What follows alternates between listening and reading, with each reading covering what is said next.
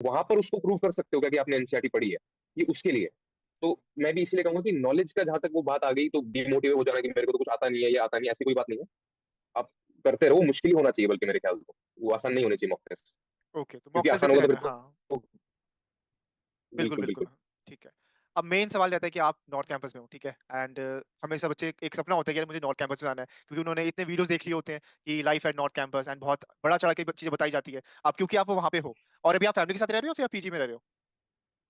नहीं नहीं, मैं फैमिली के साथ हूँ। अच्छा, फैमिली के साथ रह रहे हो, ठीक है। मेरी फैमिली भी दिल्ली से, मैं दिल्ली से हूँ। अच्छा, दिल्ली से हो आप, ठीक है। तो मेनली आप बता पाओगे, आप तो दिल्ली। तो अब इसी से मिलता जुलता सवाल रहेगा हमारे यहाँ पे पोल साइंस को लेकर के, क्योंकि आपके पोल साइंस में भी आपके 200 में से 200 है, एंड मोस्ट ऑफ द बच्चे इस कोर्स को ही टारगेट करते हैं। तो ये डोमेन में कंपलसरी हो जाता है कि भाई वो मेनली बहुत बच्चे डोमेन में पोल साइंस लेते हैं। एंड जब आप देखोगे रजिस्ट्रेशन के अंदर, तो बहुत बच्चों ने ये कोर्स चूज किया होता है, एक तो आपका हिस्ट्री और एक आपको पोल साइंस। तो आपको क्या लगता है कि अगर कोई बच्चा है ह्यूमैनिटीज का और वो इस कोर्स के लिए आना चाहता है, तो किस तरह से उसे अपनी डोमेन में तैयारी करनी चाहिए? एक तो एनसीईआरटी आपको हो ही गया, बाकी क्या तैयारी उसको करनी चाहिए अपने प्रिपरेशन के अंदर?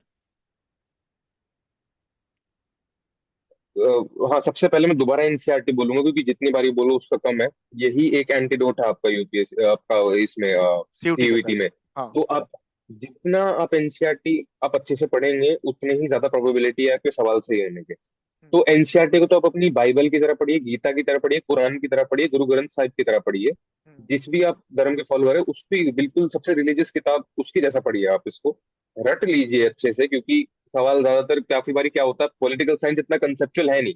हम्म, तो वो रट्टे वाले सवाल पूछ लेते हैं आपसे कि भाई ये एशियन रीजनल फोरम कब बना था, या पूछ लेंगे आपसे यूएन कब बना था, इंडिया ने यूएन कब ज्वाइन किया।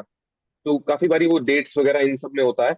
बॉक्सेस पढ़ लेना प्लीज, बॉक्सेस पढ़ लेना, क्योंकि काफी में बॉक्सेस, होता है ठीक है। कि एनसीईआरटी के बॉक्स वॉक्स तो क्या नहीं देखने होते, ये तो आते नहीं है, ये तो पूछे नहीं जाते। हम्म, सीयूईटी में पूछा जाता है। तो क्योंकि उसमें काफी बारी क्या होता है, क्वेश्चन भी वो कितने ही बना लेंगे, उनको भी अलग अलग सेट की तरफ से बनाने हैं, उनको भी हम्म, चैलेंजिंग थोड़ा रखना है क्योंकि आपको कॉलेजेस में वो एडमिट कर रहे हैं। तो इसलिए वो बॉक्सेस पढ़ना मेरे लिए काफी जरूरी है। और ओके। पढ़ाई हो सके तो पॉलिटिकल साइंस के लिए स्पेसिफिकली मैं कह रहा हूँ। पॉलिटिकल साइंस क्योंकि इतना कंसेप्चुअल है नहीं ट्वेल्थ का। हम्म, तो थोड़ा अब डायरेक्टली बोलूंगा तो वही रट्टे वाला ही थोड़ा उसमें चल जाएगा, उसमें आप रट्टा सही से करेंगे तो उससे आपका काम हो जाएगा। क्योंकि और मेनली रट्टे के लिए चीजें सबसे बेस्ट फिक्स्ड चीज रहती है, क्या है? क्यों चीजें तो क्योंकि हाँ, आपको वही चीज पढ़नी है, फिक्स्ड वही। है। बिल्कुल, सिलेबस अगर बदल रहा है तो वो अलग बात है, बट फिलहाल तो मेरे हिसाब से फिक्स्ड ही है, वो जो हाँ, चीजें फिक्स्ड हैं चीजें, एनसीईआरटी हाँ। सेम ही चलती है। तो हाँ, रट्टा ही इसमें वो बेस्ट रहेगा। रट्टा मारने का सबसे अच्छा तरीका क्या है कि आप उस चैप्टर की कुछ वीडियो देख लो। हम्म, या जैसे अभी मैं कहूंगा, अभी इमरजेंसी आई थी मूवी। हम्म, तो वो इंडियन पॉलिटिकल साइंस वाली बुक के लिए वो काफी अच्छी है, वो contemporary politics in India since independence. अच्छा, तो ठीक उसमें है। काफी सारे चैप्टर्स कवर हो रहे हैं। तो क्या होता है कि अगर आपके पास उसका विजुअल मीडियम होता है, अगर हमने देखा हम्म, होता है उसको ऐसा कुछ होते हुए, तो आप कनेक्ट कर पाते हो अच्छे से, याद हाँ, रहता है फिर वो, और मजा भी इससे आता है। तो मेरे ख्याल पढ़ने में वो मजा ढूंढोगे तो रट्टा हो जाएगा अपना। ठीक है। एंड मेनली अब इसमें भी वही रहेगा कि 45 डेज के अंदर आपने तो एक एनसीईआरटी बता ही दिया, ठीक है। अब लेकिन बच्चों को ये रहता है कि एनसीईआरटी तो मैंने कर लिया, लेकिन अब बहुत रहता है कि यार मॉक टेस्ट दूं कि ना दूं, क्योंकि बच्चे बहुत डरते हैं मॉक टेस्ट को लेकर के। यार मेरे नंबर कम आएंगे, है ना। एंड पीवाईक्यूज देखूंगा तो मुझे डर लगेगा कि भाई किस टाइप के क्वेश्चन आज पूछे जाते थे, हार्ड हो इजी हो, उस चीज को लेकर के। तो उसमें क्या रहेगा आपका टेक? मेरा टेक ये रहेगा कि अगर मॉक्स आपको मुश्किल लग रहे हैं हम्म, तो बुरा नहीं फील करना, क्योंकि मॉक्स मुश्किल ही होने चाहिए। हम्म, उसका पॉइंट ही यही है कि आपको चैलेंज दे। क्योंकि सीयूईटी का पेपर कुछ मॉडरेट टू इजी ही होता है हाँ जहां तक बिल्कुल। मेजरली, हाँ, क्योंकि तभी कट ऑफ इतनी आगे आगे जा रही है हाँ, जब पेपर आपका थोड़ा मॉडरेट से इजी के बीच में हो रहा है। तो अगर आपको मॉक टेस्ट टफ भी लग रहा है, मुश्किल भी लग रहा है, कम मार्क्स भी आ रहे हैं, तो बिल्कुल होप नहीं खोना है। क्योंकि मॉक टेस्ट में अगर आप 50 या 60 ला रहे हैं 100 में से, तो हम्म, वही सीयूईटी में आपका शायद 90 में ट्रांसलेट हो। हाँ बिल्कुल। तो यहाँ पे पॉइंट ये है कि मॉक टेस्ट आपकी नॉलेज का टेस्ट नहीं कर रहा। नॉलेज तो आप एनसीईआरटी पढ़ के लोगे, अपना सिलेबस पढ़ के लोगे। हम्म, मॉक टेस्ट आपका ये मेंटल कैपेसिटी टेस्ट कर रहा है। मॉक टेस्ट आपको प्रैक्टिस दे रहा है उस एनवायरनमेंट में, ताकि आप वहां पर जाके कोई गड़बड़ ना कराओ।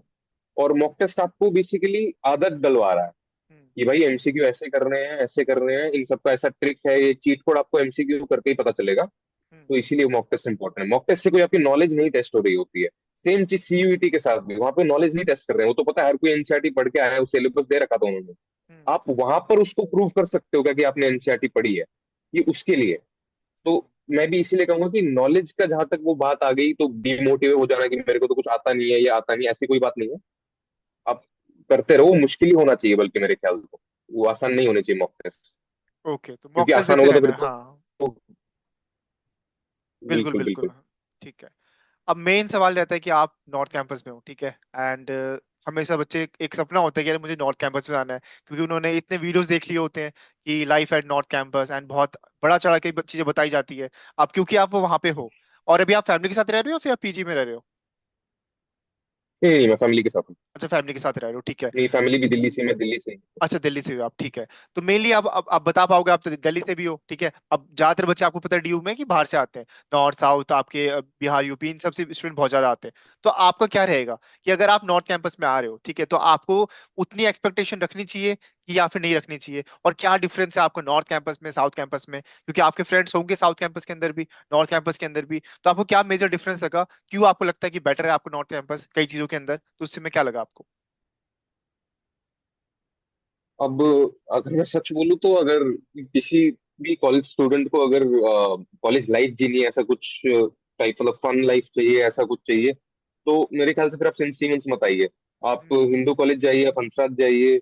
ओके। आप साउथ कैंपस में कोई अच्छा कॉलेज पकड़ लीजिए, श्री वेंकटेश्वरा अच्छा कॉलेज हाँ। है, और भी कई सारे वहाँ पे अच्छे कॉलेजेस हैं, तो आप उनमें से एक पकड़िए, सेंट स्टीवेंस मत आइए, क्योंकि यहाँ पे थोड़ा वो स्ट्रिक्ट है काफी ये।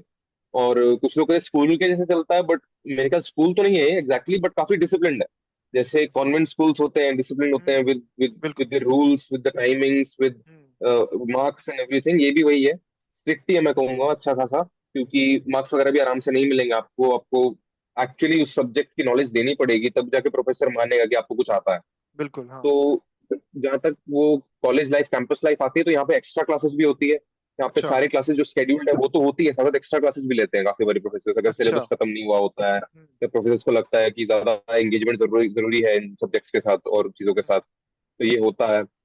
तो इसलिए मैं कहूँगा अगर कॉलेज लाइफ जीना वगैरह है तो फिर सेंट स्टीवेंस मत आइए, आप साउथ कैंपस में देख सकते हैं। नॉर्थ कैंपस में भी इतने अच्छे कॉलेजेस हैं, हंसराज कॉलेज मैंने काफी सुना है, एक्स्ट्रा करिकुलर्स के लिए है।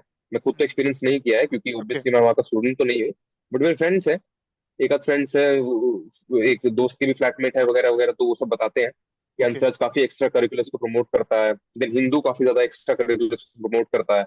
तो हाँ, ओके। अगर आपको बेसिकली वो कैंपस लाइफ, जो ड्रीम कैंपस लाइफ कुछ ऐसा चाहिए, तो आप सेंट स्टीवेंस तो मत आइए मेरे ख्याल। Saint Stevens okay. अगर आपको आना है तो आप आ सकते हैं कि थोड़ा डिसिप्लिन अगर चाहिए आपको, थोड़ा सा लाइफ में ऐसा कुछ, कि आपको एक कॉलेज ऐसा चाहिए जो थोड़ा आपको माइंड को एटलीस्ट वो दे, कि सेफ दे, कि हाँ भाई ठीक जगह है, ऐसा कुछ लगता है मुझे, पता नहीं क्यों। औरों को भी लगता है, ये मैंने पूछा अपने फ्रेंड से भी, अपने बैचमेट से।